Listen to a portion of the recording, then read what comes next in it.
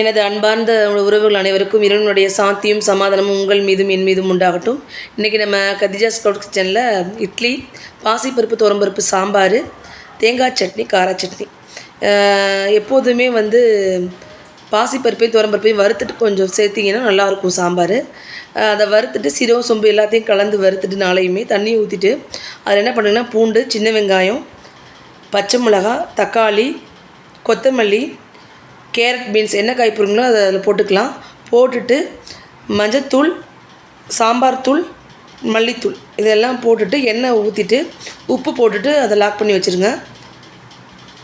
நேற்று நான் சாப்பாடு எவ்வளோ முக்கியன்றதை பற்றி பேசினேன். அதை எப்படி ரசனையோடு ஆக்கணுன்றதை பற்றி சொல்லியிருந்தேன்.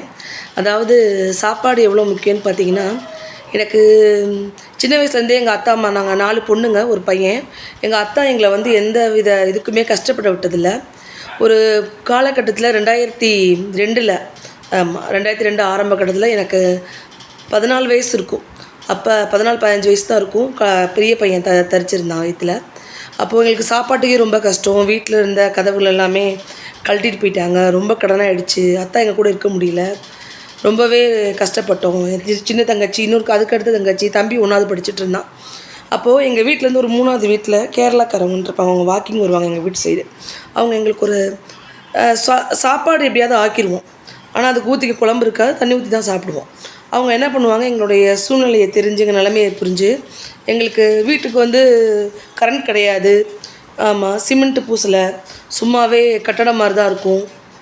நிறைய பேர் எங்களை வாட்ச்மேன் வேலை பார்க்குறாங்கன்னு நினச்சிருக்காங்க. ரொம்ப நல்லா வாழ்ந்தோங்க. பெரிய வீட்டில் 8-10 பேர் எங்கள் வீட்டில் வாடகைக்கு இருந்தாங்க.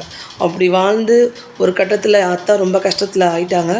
அதுக்கப்புறம் இந்த கேகே நகர், இங்கே சுந்தர் நகர்லேருந்து கேகே நகர் வந்துட்டு அவ்வளோ கஷ்டப்பட்டோம். அதாவது நான் என்ன சொல்ல வரேன்னு பார்த்தீங்கன்னா, அவங்க அந்த கட்டத்தில் கொடுத்த சாம்பார் வைக்கும் போதெல்லாம் எனக்கு அவங்க ஞாபகம் வந்துருங்க. அதனால தான் இதை சொன்னேன்.